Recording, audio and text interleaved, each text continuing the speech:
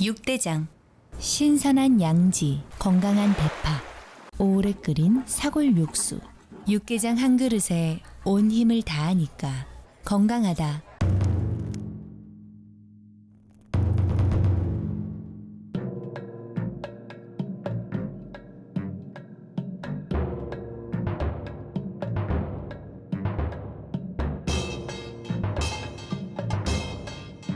육개장은 육대장. 늘 행복이 넘치는 3월 보내세요. 라디오 서울이 함께합니다. 강혜신의 오늘의 미국.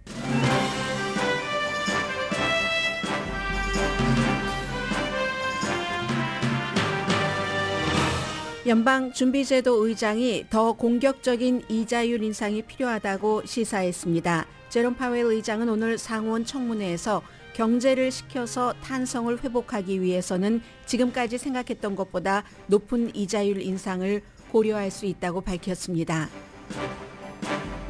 바이든 대통령이 메디케어 기금을 2050년까지 확보하기 위한 방안을 뉴욕타임즈에 기고문을 실어 국민에게 설명했습니다. 메디케어 기금은 지금대로라면 2028년도에 바닥이 납니다. 게빈 뉴섬 주지사가 캘리포니아주가 약국체인 월그린과 거래하지 않을 것이라고 밝혔습니다. 이유는 월그린이 낙태약의 스토어 또 우편 판매를 금지한 20개 보수주에서 팔지 않기로 결정했기 때문입니다. 물론 캘리포니아주는 여기에 해당되진 않습니다. 아이다호주 공립대학이 건강 관련 전시에서 낙태 관련 작품들을 모두 내려 논란입니다. 테슬라가 가장 비싼 모델 S와 모델 X 값을 내립니다. 버라이존이 일부 오래된 휴대폰 플랜의 가격을 인상합니다. 5G 프로그램을 확대하기 위해서입니다. 팍스뉴스 터커 칼슨이 공화당 하원 의장에게 독점으로 입수한 의사당 폭동사건 비디오를 리뷰하고 내린 결론은 대체로 평화로운 혼돈이었고 폭동이라는 말은 거짓이라고 주장했습니다. 그날 사건으로 여러 명이 숨졌고 약 1,000명이 체포됐으며 체포된 사람 가운데 500명은 유죄를 인정했고 법 집행관도 100명 이상 부상했습니다. 시진핑 주석이 이례적으로 미국 국가를 언급하면서 미국이 중국을 포위하고 압박한다고 비난했습니다. 친강 중국 외교부장도 첫 번째 기자회견에서 미국이 국제사회에서 접근 방식을 바꾸지 않으면 미국과 중국은 충돌할 것이라고 경고했습니다. 이 기자회견에서는 북한 문제를 언급하지도 않았고 한국인 기자에게는 질문권도 주지 않았습니다. 대만을 방문할 것으로 알려졌었던 케빈 맥카티 공화당 하원 의장이 중국의 분노를 피하기 위해서 차이잉원 대만 총통을 캘리포니아주에서 만날 예정이라고 파이낸셜 타임즈가 보도했습니다. 여러분 안녕하십니까? 오늘의 미국 강혜신입니다. 오늘과 내일 이틀 동안 연방준비제도 의장이 상원 청문회에서 미국의 경제에 대해서 또 연방준비제도가 통화정책을 어떻게 할 것인지에 대한 준비해놓은 그 스테이트먼트도 읽었고 의원들의 질문에 답변도 했습니다. 오늘 이제 상원 은행위원회에서 청문회에 출석을 했는데 지난해 6월 달에 출석한 이후에 처음입니다. 6월 달에 청문회에 출석을 하고 나서 지금까지 아주 그 가파르게 이자율을 인상했었습니다. 12월까지요. 12월 달에 0.5%포인트를 기준금리를 인상을 했고 그리고 올해 초에는 0.25% 인상을 했는데 결국은 오늘 지금까지 얘기한 것으로 보면 내일 하루 출석이 더 남았습니다마는 아마 3월 21일과 22일 공개시장위원회 회의를 열고 이자율 인상 여부를 발표할 때 0.5%가 되지 않을까 전문가들이 오늘의 발언으로는 그렇게 보고 있습니다. 노동시장 데이터도 봐야지 되고 인플레이션, 소비에 관한 데이터 이런 것을 보고 나서 여전히 경제가 그 열기가 뜨거우면은 더 빠른 속도로 더 높게 더 빨리 이자율을 인상할 수 있다. 그 이후에 이제 또 뭐 더 빨리 올렸던 이자율을 내릴 수도 있지만요. 해서 이제 말씀드린 것처럼 제일 중요한 포인트는 이달 말에도 0.5% 올린다는 가능성이 오늘로선 나왔다 하는 것이고 그런데 지금부터 3월 21일까지 오늘 며칠인가요? 3월 7일입니다. 여러 그 데이터가 중요하게 이제 세계 데이터가 나오는데 그 세계 데이터가 어떻게 나올지를 봐야지 되잖아요. 2월 달에 이 일자리도 봐야지 되고 1월 달에는 일자리가 51만 7천 개라는 예상, 상상, 짐작했던 것보다 막 3배 높게 나왔었고 그리고 이제 소비자 가격 인덱스도 지금 발표가 돼야지 됩니다. 최근의 경제 데이터를 보면 예상보다 강한 것 사실입니다. 그래서 지난해 말까지 연방준비제도가 이 기준금리가 뭐 5.125% 이 정도 할지 않을까 했는데 이것보다 높아질 수 있다는 것도 시사를 했습니다. 경제 활동이 좀 슬로우한 듯 하다가 올해 초부터 확 좀 늘어나고 있잖아요. 1월 달에 여러 가지 지표를 보면 2월 달 걸 또 봐야지 됩니다만은 그래서 지금 가장 큰 질문은 바로 이겁니다. 그럼 1월 달에 이게 일시적으로 경제 활동이 더 좋았던 것인가? 아니면 이렇게 계속 가는가? 계속 가면은 이제 이자율을 올려도 된다는 거잖아요. 인플레이션을 잡기 위해서는. 그래서 이제 이거 어떤 점인가 하는데 오늘 제롬 파웰 의장이 그런 얘기는 하더군요. 1월 달에 지금은 아주 춥지만 햇볕도 나지만 로스앤젤레스 여전히 춥습니다. 1월 달에는 뭐 이쪽 서부 지역뿐만이 아니라 대부분의 미국 지역이 날씨가 따뜻했다. 날씨가 따뜻하면 사람들이 나가서 돈 쓰니까 그랬을 수도 있다. 그러니까 2월 달 데이터는 봐야지 된다는 거고 제롬 파웰이 여러 가지를 다 감안한다 하더라도 인플레이션은 생각했던 것보다 높다 하는 얘기는 했습니다. 공화당은 지금 인플레이션이 가장 바이든 대통령을 때릴 수 있는 중요한 이슈, 반찬거리가 됩니다. 그에 비해서 바이든 대통령은 글쎄 인플레이션은 이렇긴 하지만 여러 가지 경제활동 특히 노동시장 아주 좋잖아. 뭐 괜찮다 이렇게 얘기를 하고 있고요. 아무튼 3월 21일과 22일에 0.25%포인트가 될 것인가 0.5%포인트가 될 것인가 지금으로서는 0.5%포인트 인상이 조금 유력해 보입니다. 오늘 저는 맨 앞부분에 여러분들께 메디케어에 대해서 조금 말씀을 드리겠습니다. 바이든 대통령이 매년 이제 내가 잡고 있는 1년에 국가에 돈 쓰는 거 지출하는 그 예산안을 발표를 하는데 그것을 발표하기 전에 앞서서 미리 조금 나온 얘기입니다. 민주당 행정부에서는 돈을 많이 쓰는 것 가운데 메디케어를 많이 쓰죠. 특히 이제 바이든 대통령이나 바이든 대통령 이전에 오바마 대통령 같은 경우도 메디케어 확장에 엄청나게 신경을 썼습니다. 그에 비해서 이제 공화당 정권일 때는 국방비를 굉장히 강화를 하죠. 그래서 이제 군수산업체가 공화당을 무척 좋아하는 이유이기도 합니다. 보잉 같은 회사요. 그런데 바이든 대통령이 전체적인 그 예산안을 의회에 보내기 전에 오늘 뉴욕타임스에 대통령이 기고문을 썼습니다. 이 예산안에 메디케어를 어떻게 확장할 것인가 하는 안을 여러분들께 설명을 드리겠습니다 하고 얘기를 하는데요. 먼저 그것을 기사로서 간추려 놓은 것을 제가 좀 드라이한 것을 더 힐의 보도로 전해드리겠습니다. 이대로 가면은요. 아무것도 안 하고 이대로 가면은 2028년이 되면 메디케어 기금이 바닥납니다. 그러면 메디케어를 2028년도에 아직 못 받는 분들도 계시잖아요. 메디케어라는 것은 연방 정부가 하는 것으로 65세 이상이신 분들, 뭐 수입과도 상관없습니다. 그리고 65세가 되지 않으셨다면 장애인이라든가 이런 분들께서 받으시는 아주 혜택이 광범위한 연방 메디케어입니다. 거기에 이제 캘리포니아주는 메디칼이라고 부르고 연방 것과 캘리포니아 주것과 막 이제 합쳐서 본인들이 본인에게 가장 적절하고 유용한 것을 헬스케어 프로그램으로 나이 드신 분들이 사용을 하고 있죠. 특히 이제 은퇴하신 이후에 요즘은 물론 은퇴 연령이 아주 높습니다만 그래서 지금 바이든 대통령이 발표할 이 메디케어를 확대하는 주요 계획을 먼저 정리를 해드리면 더 힐이 첫 문장에서 바이든 대통령이 고소득자의 세금을 늘려서 25년 더 연장한다. 2050년까지 이거 기금을 확보한다. 이렇게 발표를 했다는 겁니다. 그러니까 이 한 문장에서 보면 먼저 내세우는 것도 고소득자의 세금을 올려서 이런 문장이 나오고 딱 선입견을 가질 수가 있습니다. 일단 전해드리고 바이든 대통령의 말을 또 이어서 보도해드리겠습니다. 2050년까지 메디케어 세금 비율을 아주 고소득자에게 현재는 3.8%인데 5%로 올린다. 이 고소득자라고 하는 것은 1년에 40만 달러 이상 버는 사람. 저는 1년에 40만 달러 이상 벌지 못합니다. 제가 저의 아직 세금 보고를 못했어요. 시간을 못 냈습니다. 제가 저의 그 폼을 가지고 왔더니 저도 역시 소셜 세큐리티 텍스 withheld 된 액수가 나오고 메디케어 6번입니다. 넘버 6에 메디케어 텍스 withheld 된 그 돈이 나옵니다. 제가 수십 년 동안 이 같은 직장에 30년 이상을 다니면서 매달 메디케어 텍스 withheld를 합니다.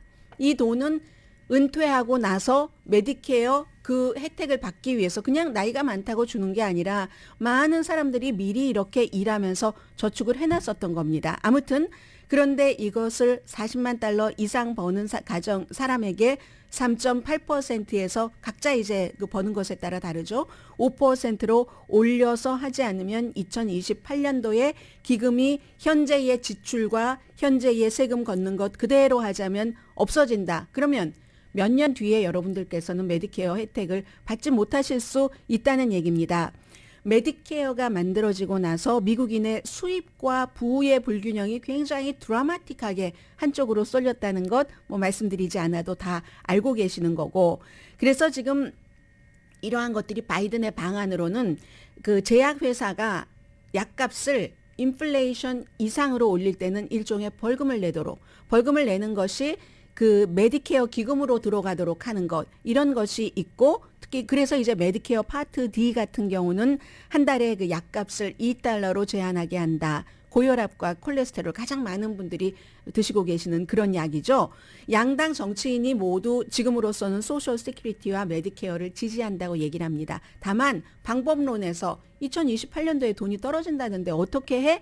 여기서 공화당은 세금을, 부자에 대한 세금을 계속 올리지 않는다는 게 이제 공화당의 목표고, 그로 인해서 부자가 더 부자가 돼서 돈을 또 많이 만들어낸다, 직원들 다 만들어내지 않느냐 하는 것이고, 이제 민주당은, 바이든 대통령은 이 같은 그 다른 의견을 갖고 가는 겁니다. 물론 앞으로 법적 공방이 있을 수도 있고, 지난해에 억만장자에게 세금을 조금 더 내게 한다 하는 것 실패했습니다. 다만 기업의 최저 세금을 15%로 하는 것, 그리고 자사주를 다시 매입할 때는 세금을 1% 물게 하는 것은 성공했습니다. 이게 왜 성공했냐면 민주당이 주도하는 인플레이션 삭감법에 이런 것들이 막 포함이 된 겁니다. 그래서 이제 아무튼 대통령은 이 더 힐의 보도 말 맞다나 보도처럼 40만 달러 이상 버는 사람의 메디케어 세금을 현재 3.8%에서 5%로 올림으로써 전체적인 국민들의 메디케어를 2050년까지는 보장을 한다 하는 겁니다.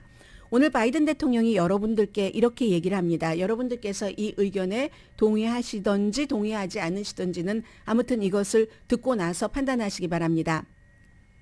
제가 바이든 대통령이라고 생각하고 들어주세요. 수많은 미국인이 10대 때부터 어떤 사람은 평생 날마다 일하면서 일할 때마다 메디케어 비용에 지불을 합니다. 저처럼 지금 이렇게 이제 세금 보고하는 이렇게 여러분들께서도 이제 뭐 W2 폼이라든가 이런 데 보시면 전부 나와 있죠. 메디케어는 그렇기 때문에 정부 프로그램 이상입니다. 그렇게 일하면서 평생 메디케어 기금을 납부했던 사람이 막상 은퇴했을 때 내가 은퇴하고 나서 건강이 나쁘면 메디케어가 보장해 주지, 메디케어가 제일 좋은 건강보험이야 라고 많이 얘기하시잖아요. 그런 확고한 보장을 해준다는 믿음이 있습니다. 수십 년 동안 공화당 친구들은 이렇게 주장을 했습니다. 메디케어를 지키는 유일한 방법은 메디케어 혜택을 줄이는 겁니다. 매년 조금씩 바우처 프로그램 등을 통해서 줄이는 것인데, 베네핏을 줄이는데 동의하지 않으면 경제에 위협이 된다고까지 얘기를 합니다. 뭔가를 파괴함으로써 바로 그 뭔가를 구할 수 있다는 주장은 워싱턴에서만 할 수 있습니다. 메디케어를 파괴함으로써, 혜택을 줄임으로써 메디케어를 지킨다는 주장에 바이든 대통령은 동의하지 않는다는 얘기입니다. 이번 주 제가 바이든이 예산안에 메디케어 혜택을 페니만큼도 줄이지 않고 기금을 2050년까지 늘리는 확보하는 안을 이제 내놓을 겁니다. 메디케어 그 프로그램이 만들어지고 나서 미국에서 가장 중요한 두 개의 헬스케어 개혁법이 있었습니다. 그것을 하나는 버락 오바마 전 대통령이 서명을 했고 또 하나는 제가 했습니다. 오바마가 서명한 것은 Affordable Care Act, 오바마 케어라고 얘기를 하죠. 처음에 엄청나게 반대했었던. 그러나 버락 오바마는 나는 단임 대통령이 돼도 좋다. 그 오바마 케어, 어포러블 케어 액트가 통과가 된다면 이게 클린턴 시대에 그렇게 하려고 했다가 못 해본 거잖아요. 그것이고 스마트한 개혁이라고 봅니다. 저는 바이든 대통령은요. 보다 효율적으로 메디케어 커버리지를 개선을 하면서 그 65세가 안 된 많은 분 가운데서 저소득층이 지금 어포러블 케어 액트, 오바마 케어 액트의 그 혜택을 받고 계시는 그게 굉장히 효율적이라고 얘기를 하면서 제가 서명한 헬스케어에 있어서의 개혁적인 법은 인플레이션 감축법입니다. 인플레이션 감축법에 이게 들어가 있었던 거죠. 메디케어 처방약값 줄이고 여러분들 메디케어 하시는 분들은 인슐린값 한 달에 $35로 딱 모자를 씌워놨잖아요. 그리고 나니까 제약회사에 이렇게 저렇게 정부에서 압박을 해서 메디케어 수혜자가 아니라도 $35로 지난주인가요? 뭐 이렇게 됐었죠. 해서 어포러블 케어 액트 이후에 헬스케어에 대한 연방정부가 할 수 있는 그런 능력이 참 많이 늘어났습니다. 어포러블 케어 액트, 오바마 케어 액트가 시작되고 처음에는 왜 젊은 사람들도 강제로 들어야지 되고 해서 참 불만이 많았는데 나중에 시간이 지나가고 나니까 가입하는 사람들이 많으니까 십시일반 조금씩 돈을 내니까 그 돈이 모여서 지금은 얼마나 많은 분들이 혜택을 받습니까? 그 얘기를 하고 있습니다. 10년이 지나고 나서 어포러블 케어 액트 때문에 메디케어는 $1조 지출을 줄일 수가 있었습니다. 이건 의회의 초당적 기구에서 계산을 한 것이라고 알려줍니다. 어포러블 케어 액트 전과 그 후에 해서 우선 우리가 약값에서 제약회사와 협상력을 가졌기 때문에 그 돈을 메디케어 기금에 투입을 할 수 있고 이 한 가지 이유에 덧붙여서 두 번째는 장기적으로 모든 사람을 위한 메디케어를 강화하기 위해서 부자에게 공평한 세금을 좀 내게 하십시다. 조금 더 내게 하자는 지금 현재 메디케어 세금 3.8%에서 5%로 $40만 이상 버는 사람에게 올리자 하는 게 본인의 안이라고 설명을 합니다. 메디케어가 처음에 통과됐을 때는 미국의 1%, 탑 1% 부자가 아래 50%가 갖고 있는 그 사람들의 부의 5배를 넘지 않았습니다. 바이든 대통령의 얘기입니다. 지금은 어떻습니까? 계산하기도 힘들 정도로 이 빈부의 격차가 너무나 드라마틱하게 됐기 때문에 공화당이 억만장자의 페니도 보호를 해주고 세금을 더 깎아주려고 하는데 그러나 그러려면 그들이 억만장자들이 부를 쌓는데 도움을 준 수많은 그 회사에서 다른 분야에서 일을 해준 근로자들이 평생을 조금씩 메디케어 그 세금으로 냈던 것에 대해서 혜택을 받지 못하게 된다는 얘기입니다라고 설명을 합니다. 소방관이 은퇴한 소방관이 메디케어 베네핏을 받기 힘들어서야 되겠습니까? 평생을 일한 미국인의 마지막 은퇴하고 나서 건강보험을 갖는 거 이걸 못하게 해서야 약하게 해서야 되겠습니까?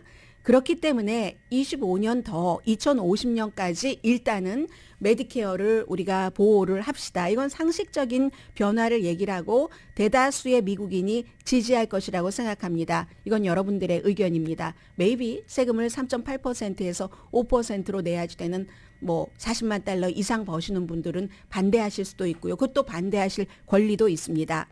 마가 공화당 Make America Great Again 트럼프를 지지하는 공화당은 다른 시각을 갖고 있습니다. 인플레이션 삭감법도 무효화하길 원합니다. 왜냐하면 처방약값 때문에 제약회사에서 인플레이션 오르는 것보다 약값을 더 비싸게 하면은 이거 벌금을 내서 메디케어 기금으로 쓰게 한다던가 아니면 당뇨, 그 인슐린 같은 것을 $35로 한 달 비용을 딱 거기까지만으로 맥시멈으로 한다던가 이걸 공화당은 원치 않는다는 겁니다. 그래서 이 인플레이션 이런 모든 것들이 포함된 인플레이션 삭감법을 없애버리려고 하는데 연간 시니어의 약값이 최고 $2,000 그 이상 돼서는 안 된다 하는 것도 없애버리려고 하는 게 마가 공화당의 다른 이슈는 다른 이슈고 이 이슈에서는 그렇다는 겁니다. 마가 공화당이 그대로 가면 시니어는 인슐린 값을 더 비싸게 내야지 되고 미국의 예산 적자는 깊어지며 메디케어는 약해집니다. 유일한 승자요? 큰 돈 벌고 있는 큰 제약회사입니다. 이번 주에 저의 전체 예산안의 비전을 보여드리겠습니다. 미국에 투자하는 것. 그러나 그 가운데서 가장 중요한 메디케어, 약값 줄이고 경제 성장시키면서 40만 달러 미만을 버는 사람은 세금, 메디케어 세금 올리지 않고 이런 저의 안을 목요일에 이제 발표를 합니다. 전반적으로 보여드리겠습니다. 의회에 있는 나의 공화당 친구들에게 촉구합니다. 나와 같이 이 이슈에서는 나와 같이 가십시다. 그래서 미국인들에게 여러분들 의회에 있는 공화당도 미국 사람들 평생 10대 때부터 일했었던 분들이 은퇴하고 나서 메디케어 혜택을 받을 수 있도록 하는 여기에 가치를 두고 있다는 것을 우리 함께 보여줍시다 하는 게 바이든 대통령이 오늘 뉴욕타임스에 보낸 기고문의 마지막 문장입니다.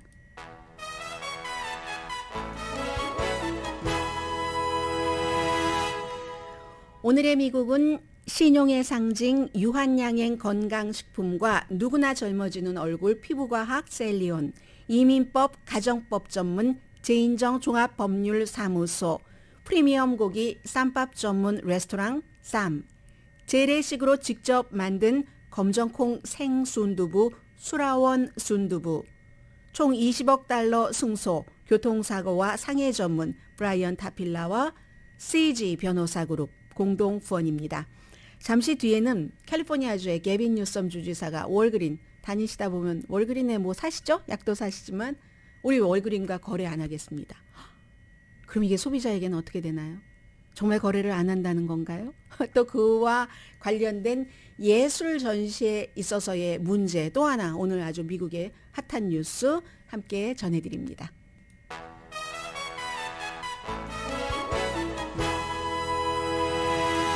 라디오 서울 방송 오늘의 미국 듣고 계십니다. 게빈 뉴섬 주지사가 어제 그 캘리포니아 약국 체인, 뭐 캘리포니아주에도 있지만 전체적으로 한 9천 군데 스토어가 있다고 하죠. 월그린과 거래하지 않을 것이다 발표를 했는데 월그린이 낙태약을 그 스토어에서 팔거나 아니면 우편으로 팔거나 하는 뭐 주마다 약간의 방식이 다르니까요.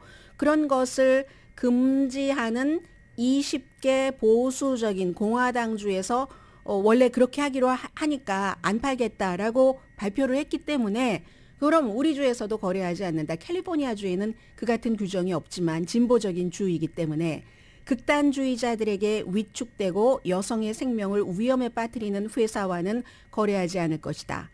이제 그렇게 발표한 주가 약태약을 우편으로도 팔지 못하게 하고 스토어에서도 예를 들어 팔지 못하게 하고 반드시 병원에 가서 의사의 처방으로 뭐 어떻게 하게 한다던가 주마다 약간 다르다고 말씀드렸습니다. 그런 주가 한국 분들 많이 살고 계시는 주 가운데서는 텍사스라든가 아니면 뭐 플로리다, 조지아, 사우스다코타 많습니다. 20개 주니까 CBS도 마찬가지고요. 그렇게 팔면은 처벌받는다라고 얘기를 했습니다. 이게 폴리티코가 가장 먼저 보도를 한 건데 월그린이 그래서 안 팔겠다라고 얘기를 했답니다. 그랬더니 백악관도 어제가 아니고 금요일에 어떠한 그 성명을 발표를 했는데 그 공화당주가 약국을 이렇게 위협을 해서 낙태를 막으려고 하는구나라고 얘기를 했고 뭐 월그린 뭐 주식 뭐 내려가고 캘리포니아 주지사가 어제 거래하지 않는다라고 발표한 뒤에 뭐 1.8% 정도 내려갔었습니다. 이런 많은 일들이 있는데 식품의약국이 1월 달에 소매 약국 체인이 환자에게 직접 약을 팔 수 있다. 이런 그 카운터에서건 아니면 이 우편으로건 이런 것을 내리고 나서 이제 보수적인 주에서 그거 안 된다라고 얘기를 한 겁니다. 그러면 캘리포니아 주에서 어떻게 월그린 약국이 얼마나 많은데 거래를 안 하겠다고 하는 것인가? 구체적인 발표가 없습니다. 제가 오늘 로스앤젤레스 타임스도 봤고 워싱턴 포스트도 봤고 더 힐도 봤고 많은 매체를 봤는데 그 구체적으로 발표하지 않았기 때문에 소비자에게 어떤 영향을 미칠지도 알 수 없습니다. 그런데요. 워싱턴 포스트가 저는 오히려 이쪽 지역이니까 로스앤젤레스 타임스가 더 잘 보도하지 않을까 했는데 워싱턴 포스트가 조금 더 나아간 보도를 했습니다. 월그린이 어제 아마 입장을 바꾼 듯 보입니다. 법적으로 허용되는 모든 권한으로 특히 낙태 그 약 가운데서 미페프리스톤이라는 것을 식품의약국의 절차를 다 따르면, 왜냐하면 새로 규정된 거기 때문에 직접 환자에게 팔 수 있도록 처방전 없이 식품의약국과 절차가 완료되면은 팔겠다 하는 성명을 어제 발표를 했다고 하거든요. 지금 이 미페프리스톤이 전체적으로 낙태하는 것에 낙태약의 50% 정도는 차지하고, 낙태도 요즘은 뭐 병원보다 약으로 더 많이 한다고 하잖아요. 이 모든 것은 기본적으로는 연방 대법원이 2021년도에 그동안 쭉 수십 년 동안 거의 50년 동안 해오던 여성의 낙태 권리를 주정부에게 맡겨서 주정부가 낙태를 가능하면 힘들게 한 15개 주에선 거의 낙태가 불가능하게 된 그것의 또 하나 가지로 나온 조치라고도 보여집니다. 그러면 캘리포니아주는 왜 그런 것과 상관없이 주지사가 이 같은 내용을 말을 하느냐. 핫버튼이잖아요. 결국은 중간선거에서도 지난해에 이 낙태가 큰 이슈가 되지 않을 수도 있을 거야. 왜냐하면 가임 여성 따로 있고 뭐 자녀와 관련되는 가족이 그다지 많지 않을 수도 있으니까 그랬는데 의외로 선거에서 중요한 영향을 미쳤습니다. 이 핫버튼이기 때문에 게빈 뉴섬 주지사가 과연 뭐 민주당의 대선 후보군이 될지 되지 않을지는 모르지만 핫버튼을 자주 누르잖아요. 요즘 특히 플로리다 주지사와도 뭐 격돌을 하면서 그렇게 해서 지금 뭐 가솔린 값이 너무 높아지는 것에 대해서도 이게 말이죠. 아주 이상하게 가솔린 값을 높여서 부당 이익을 취하는 그런 회사는 우리가 벌 줄 거예요 하는 핫버튼을 누르고 발표를 했고 방안도 마련하고 있습니다. 아무튼 연방 대법원의 판결 그리고 주마다 미국 어디에 사느냐에 따라서 이렇게 다르다는 것, 거기에다 정치인의 약간 자신을 드러내려고 하는 것까지 포함된 것, 그게 이제 이 뉴스가 되겠고요. 아이다호의 주립대학교에서 전시회를 하는데 이 전시회가 대중의 건강에 관한 전시회랍니다. 낙태에 관한 작품 6점을 철거했습니다. 아이다호의 루이스 클락 주립대학교, 루이스톤에 있는 곳으로 재학생이 3,600명이랍니다.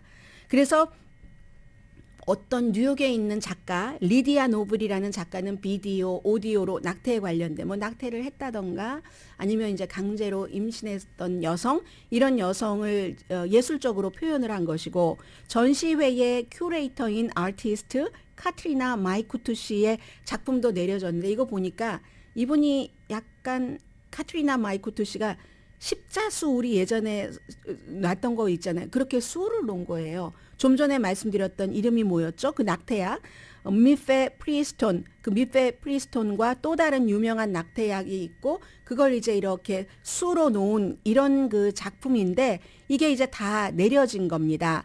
해서 학교에서는 근데 이 작가가 뭐라고 얘기를 하냐면 수 놓은 작가가 25개 이상의 대학교 갤러리에서 전시했는데 아무 문제가 없는데 왜 이 대학교만 그러냐. 이게 항의하는 예술이 아니라 선동하는 게 아니라 교육적인 것인데 예술을 이토록 검열해서야 이 나라가 어디로 가느냐 등등 많은 얘기들이 있는데 이 아이다호주는 특히 이 주립대학교에서 얘기를 한 게 낙태를 홍보하거나 찬성하는데 공적 자금을 쓸 수 없다 하는 아이다호주의 그 법에 따라서 그렇다는 겁니다. 2021년도에 만들어진 거기에 따라서. 그랬더니 미국 시민자유연맹의 스칼렛 김 변호사, 저는 한국계라고 생각이 되는데 그게 무슨 상관이 있겠습니까마는 스칼렛 김 변호사가 뭐 여러 가지 광범위하게 이슈를 많이 다룹니다. 이 시민자유연맹에서.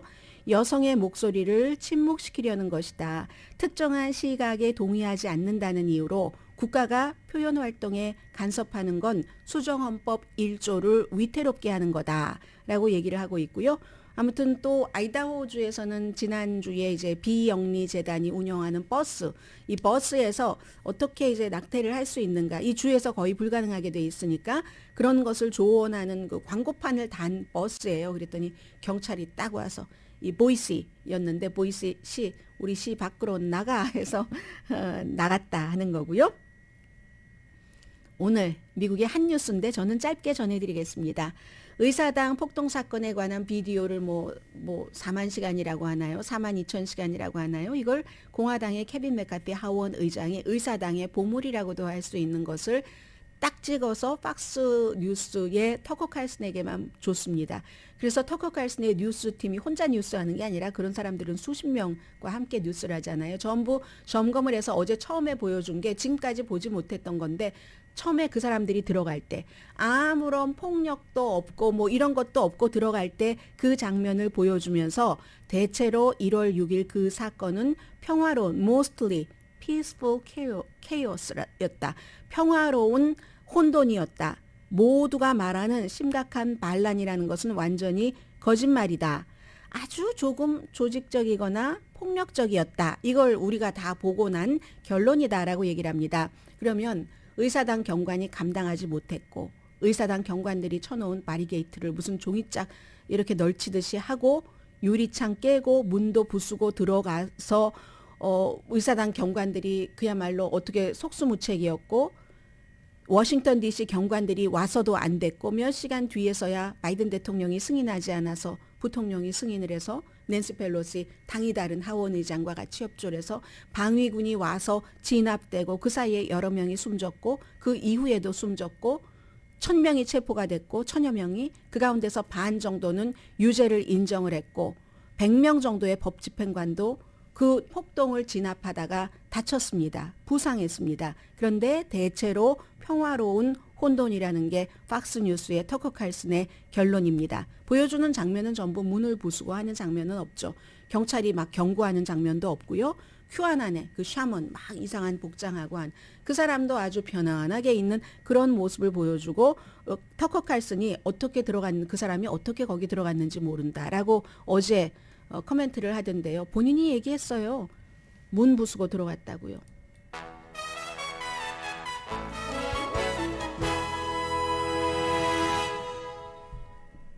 라디오 서울 방송 오늘의 미국 듣고 계십니다. 테슬라가 가장 비싼 모델 가격도 내린다고 발표를 했습니다. 1월 달에 가격을 내렸는데요. 내렸더니 주문이 더 많이 들어오더랍니다.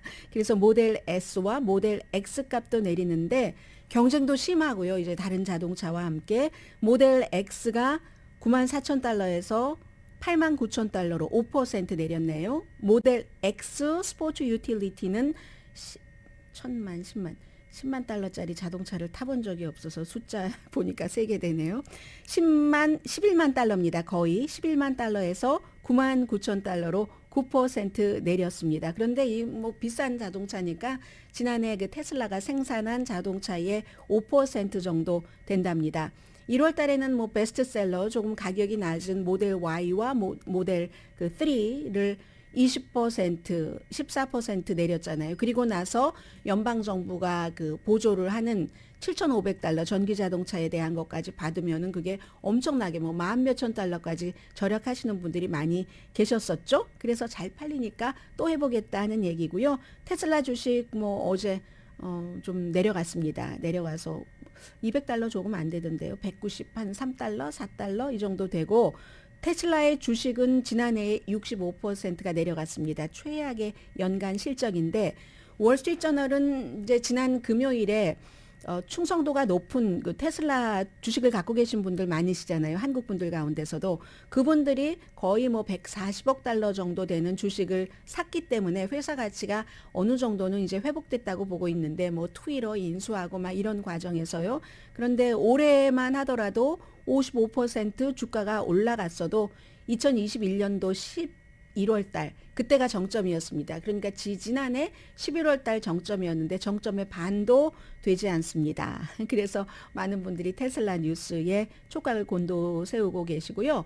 그리고 이제 전기 자동차에 대해서는 아마 지금 일본과의 그 같은 일단 그 증용 그 보상에 대한 합의를 일본 정부와 한국 정부는 이제 원만히 한 것 같고 그리고 나서 이제 미국에서 딱 윤석열 대통령이 미국을 국빈 방문은 했지만 국빈 방문은 뭐 처음이니까 뭐 예전에 한국 대통령의 국빈 방문이 굉장히 오랜만입니다. 그렇게 와서 뭔가를 또 가져가겠죠. 뭐 미국이 원하는 것을 해줬으니까 그와 함께 지금 자넷 옐른 재무장관도 한국이 계속 얘기했었던 바로 이 미국에서 생산되거나 조립되는 전기 자동차에만 이렇게 그 보조금을 7,500달러를 주니 우리 현대가 되겠는가. 테슬라가 미국 시장의 뭐 한 59% 전기 자동차 시장을 차지하고 있습니다. 그리고 그 전에는 현대였는데 지금 미국에서 생산되거나 조립되는 뭐 배터리가 됐던 자동차가 됐던 그런 곳에만 연방 정부가 이 같은 그 인센티브 회사에도 주고 그리고 리베이트도 주고 소비자에게는 그러니까 현대가요 2번째에서 3번째로 내려가고 거기에 딱 그 포드가 올라가 있거든요. 그런데 이것도 재무장관이 이제 곧 뭔가를 이제 발표를 해준답니다. 그래서 이제 현대나 기아 전기 자동차에 조금 숨통을 트여주는 그런 것을 하는 것 같습니다. 버라이존 갖고 계신 분 계세요? 오래된 휴대폰 그 플랜의 가격은 인상한답니다. 이게 그냥 단지 가격을 인상하기 위해서만 그런 건 아니고요. 더 많은 손님이 이제 옛날에 그 느린 것 아니고 5G를 갖게 하기 위해서 그런다는 겁니다. 해서 오래된 그 무제한 플랜 갖고 계신 분들 계시죠? 보통 전화기를 바꾸기 전에는 그 플랜을 잘 바꾸지는 않잖아요. 그런데 그게 이제 한 달에 $2 정도 추가가 되는가 봅니다. 4월 10일부터 진행이 되고 페이폰 플랜에도 뭔가가 되고 해서 이메일로 당연히 여러분들께 경고를 보내드리고요. 우편으로도 보내드리고 다음 비일에도 잘 설명을 해드린다고 하니까 버라이존이 강력합니다 해서 버라이존을 쓰시는 분들이 무척 많으시던데 저는 비싸서 버라이존 안 쓰고요. 버라이존을 쓰시는 분들은 뭐 이메일도 보시고 이번에는 늘 그냥 보듯이 뭐 이미 그 온라인으로 지불하시는 분들도 계시지만 뭔가 우편이 온다면 한번 보시고 온라인으로도 한번 보시기 바랍니다. Behind Unlimited 무슨 뭐 Unlimited 55 플러스 뭐 이런 등등 여러 가지 이름이 있는데 Go 무슨 Unlimited and Verizon Unlimited 5G Get More 5G Start 뭐 이런 게 이제 새로운 프로그램 이름인가 봐요. 중요하진 않지만 이것도 이제 다 경쟁사와 어떻게 살아갈 것인가 해서 나오는 건데 AT&T는 지난해 요금 올렸죠. 개인 라인 하나당 $6 모르신 분도 계시죠. 가족 플랜은 $12까지 올렸고 버라이존도 한번 올리기는 했었습니다. 그런데 아무튼 5G의 경우는요. 제가 너무너무 오래 그 아이폰 7을 쓰다가 아이폰 14 프로 맥스로 바꿨습니다. 한 열흘쯤 전에 이렇게 바꾸면서 보니까 가시기 전에 여러분들께서 한번 내가 어떤 플랜이 있는가를 보시는 게 좋고요. 저는 그냥 전화기는 오래된 전화기는 킵했거든요. 왠지 필요할 것 같아서 그냥 하나 임시로 필요할 것 같아서 저는 킵했고 그런 여러 가지를 조금 보고 가시는 게 좋을 것 같습니다. 왜냐하면 스토어마다 다 프로그램이 달라요. 제가 저의 전화기는 로스앤젤레스에서 했고 어머니의 전화기는 제가 하고 나서 지난 주말에 오렌지 카운티에서 했는데 프로그램을 다른 것을 전혀 프로그램 같은 거 뭐 많이 자세한 것 알려주지 않고 그냥 원래대로 것만 소개를 해주시는 것도 있고 아니면 이렇게 하는 게 더 절약이 된다고 하면서 뭐를 하는데 뭐 좀 복잡한 것 같긴 한데 스토어마다 다 다르거든요. 그러니까 여러분들께서 뭐 별로 복잡하지 않으니까 온라인으로 그 어카운트 갖고 계시는 분들은 상관이 없고 그냥 이메일하고 패스워드만 만들면 되니까 그렇게 해서 충분히 설명서를 조금 읽고 가시는 게 혼돈이 없겠다 하는 생각이 들고요. 그리고 제가 티모빌을 썼는데요. 티모빌이 잘 안 터진다고 하잖아요. 실제로 좀 잘 안 터졌었거든요. 예전에 전화기니까 아주 오래전에 저희 회사에서 유가에서 딱 라이턴을 하려고 할 때도 어디까지 전화기가 터지지 않았고 그랬는데 확실히 같은 회사의 플랜인데도 전화기가 바뀌니까 5G가 언제나 되는 건 아니에요. 중간중간 집에서도 5G가 여기선 됐다가 안 됐다 하는데 그래도 전화 소리는 굉장히 깨끗하고 뭐 화면도 좋고 저희 어머니는 색깔도 훨씬 좋다고 하시고 하니까 웬만하면 또 바꿔야지 되는 때가 됐다 싶으면 바꾸시는 것도 괜찮을 것 같습니다. 특히 내 전화기가 너무 오래돼서 프로그램이 업데이트가 안 되니까 이렇게 지금 버라이존에서도 5G를 더 잘 터지고 더 아무튼 좋은 것으로 바꾸려고 하니까 한번 생각해 보시기 바랍니다.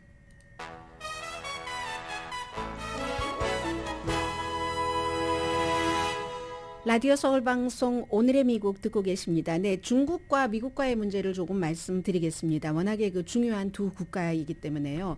시진핑 중국 국가주석은 참 이 자유세계, 완전한 그 자유세계와는 좀 다릅니다. 이런 뭔가 독재성이 있는 국가는 다른 나라 국가를 본인의 입에 올리질 않아요. 그런데 이번에 미국이라고 딱 찍어서 미국과 그것도 아주 그 퉁명스러운, 원래 표정도 뭐 환하게 웃거나 그러진 않잖아요. 시진핑 주석이 퉁명스러운 말투로 미국과 미국의 동맹국인 서구를 비난을 했습니다. 중국을 포위하고 압박하면서 중국의 발전을 위협한다. 이건 이제 그 시진핑 중국 국가주석이 그 퀸시 Institute for 책임 있는 정치 연구소의 어떤 분이 그 설명을 하는데, 그 마이클 스웨인이라는 분이 설명을 하는데, 시진핑이 이처럼 공개적으로 나와서 미국이라고 딱 지적을 하고 이 같은 얘기를 하는 것은 본인이 아는 한 퀸시 그 책임 있는 정치 연구소에 본인이 아는 한 처음이다. 이건 이제 지난 몇 개월 동안 바이든 행정부에서 많이 그 중국을 비난을 했었기 때문에 거기에 대한 대응이라고 본다. 가혹할 정도로 많이 뭐 풍선 사태 등등을 했기 때문에 그런 것이라고 본다. 중국 기업 그룹에서 한 연설의 일부입니다. 중국 기업 부분에서 기업에 대해서 시진핑 중국 국가주석이 한 겁니다. 그래서 사실은 이런 내용은 중국 내의 민족주의자들은 엄청 좋아하죠. 한국에서도 한국 내에 민족주의자들이 있고 일본의 민족주의자들이 있고 해서 정권이 바뀔 때마다 그 정권의 주체가 해주는 말에 대해서 분명히 좋아하는 쪽이 있고 싫어하는 쪽이 있습니다. 그렇기 때문에 그 정권의 주체는 본인의 철학과 비전에 따라서 어느 쪽에서는 욕먹을 것을 각오하면서 또 적절하게, 무조건 욕만 먹으면은 나라가 돌아가겠습니까? 적절하게 해야지 되는데, 시진핑의 이 발언은 중국 내의 민족주의자들은 만족시킬 것이지만 서방과 중국이 관계를 조금 더 어느 정도 이제 열었고 이걸 안정성 있게 가져가고 싶어 하잖아요. 그런데 이렇게 미국과 서방 세계하고 꼭 집어서 중국이 안 하던 그런 비난을 한다면 서방 세계에서는 조금 경계심을 갖겠다. 이게 이제 이 전문가의 얘기고요. 그보다도 친강 중국 외교부장이 12월 달에 외교부장이 됐고 52살로서 중국의 외교부장으로선 가장 어린 나이입니다. 왕위가 조금 이제 위로 올라가면서 공산당 정치국으로 가면서 그 자리를 이제 친강이 외교부장을 했는데, 친강은 미국의 그 주미 대사였습니다. 굉장히 어제 첫 번째 기자회견이었는데 강력했습니다. 미국이 국제사회에서 접근하는 방식을 바꾸지 않으면 미국과 중국은 충돌할 수밖에 없다. 중국의 이제 앞으로 몇 년 동안의 외교 정책을 쭉 그 설명을 하면서 러시아와 중국과의 관계는 굉장히 강하고 안정적이다. 그런데 모든 문제의 원인은 미국과 미국의 동맹국이다. 미국은 중국과 충돌하지 않고 중국보다 우월하고 싶어 하지만 현실은 미국의 지나친 경쟁이 모든 견제와 억제가 돼서 이건 정말 살든지 죽든지, 네가 살든지 내가 살든지, 네가 죽든지 내가 죽든지 둘 중에 하나의 제로섬 게임이 되고 있다고 얘기를 합니다. 대만 정책도 얘기를 했고 풍선 사건, 특히 우크라이나 전쟁을 중국에서는 보이지 않는 손해에 의해서 미국과 미국의 동맹국에 의해서 우크라이나 사태를 이제 본인들이 원하는 쪽으로 끌고 간다고 얘기를 했고요. 인도 태평양 전략도 자유, 개방 이런 걸 말하면서 끼리끼리 뭉친다라고 얘기를 했습니다. 이러한 미국이 브레이크를 밟지 않고 속도를 계속 내면 잘못된 길로 가는 거 뻔하지 않는가. 탈선해서 분쟁과 대치가 되는 건 분명하다. 중국과 러시아는 함께 일하면서 중국과 러시아가 함께 일하면은 세계가 원동력을 갖게 될 것이다. 그리고 또 세계가 이처럼 불안정할수록 중국과 러시아가 꾸준히 관계를 발전시켜야지 된다. 급하다라고 얘기를 했는데, 글쎄요. 중국과 러시아가 함께 해서 독재 대 독재 국가가 해서 세계 질서를 그쪽으로 가져가 보겠다고 하는 게 그게 세계가 원동력을 가질지는 모르겠습니다. 러시아의 무기 지원에 관해서는 과거형으로 답을 했습니다. 우리는 지금까지 지원하지 않았다라고 얘기를 했고, 이게 거의 2시간 동안 뭐 14개 질문에 대해서 친강 외교부장이 답변을 했는데, 이 오랜 동안의 얘기 가운데서 본인이 먼저 비전을 얘기를 하지 않았겠어요? 그 북한 문제에 대해서 뭐 한국과 중국과의 관계에 대해서도 언급도 없었습니다. 그리고 이제 한국 기자의 질문도 받지 않았다는 게 이번에 그 외교부장이 첫 번째 기자회견에서 한 눈에 띈 그런 행보였습니다. 오늘의 미국은 신용의 상징 유한양행 건강식품과 누구나 젊어지는 얼굴 피부과학 셀리온, 이민법 가정법 전문 제인정 종합법률 사무소, 프리미엄 고기 쌈밥 전문 레스토랑 쌈, 재래식으로 직접 만든 검정콩 생순두부 수라원 순두부, 총 20억 달러 승소, 교통사고와 상해 전문 브라이언 타필라와 CG 변호사 그룹 공동 후원이었습니다. 10시에 좋은 아침, 좋은 하루 방송됩니다. 그리고 이것은 아직 확인된 건 아닙니다. 왜냐하면 파이낸셜 타임스가 제일 먼저 보도하니까 많은 매체가 파이낸셜 타임스를 따라서 보도를 했거든요. 얼마 전까지만 하더라도 케빈 맥카티 공화당 하원 의장이 대만을 방문할 것이다. 그러면 얼마 전에 낸시 펠로시가 하원 의장이었을 때 대만을 방문해서 25년 만에 중국이 얼마나 화가 났습니까? 막 전투기도 띄우고 이랬잖아요. 그래서 이번엔 그것을 감안해서 이 대만의 총통이 과테말라와 또 어디죠? 뉴욕, 캘리포니아를 방문할 때 차이 잉원이 방문하면 거기서 로널드 레이건 박물관에서 만난다 하는 얘기입니다. 강혜신이었습니다.